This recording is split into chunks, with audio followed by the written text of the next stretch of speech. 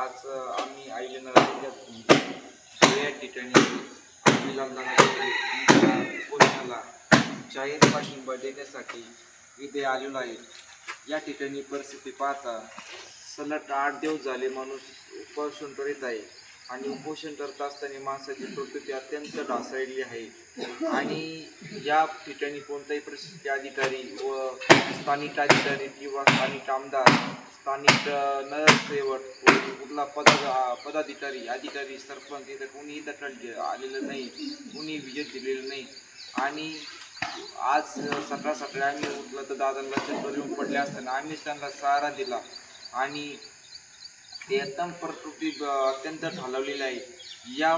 या उपोषणाचा व या इथल्या घटनेचा काहीतरी यांनी दखल घेतली पाहिजे व आम्हाला 1,34,000 प्रशिक्षणार्थ्यांना GR काढून व ठोस निर्णय करून कायमस्वरूपी रोजगार निर्माण केला पाहिजे.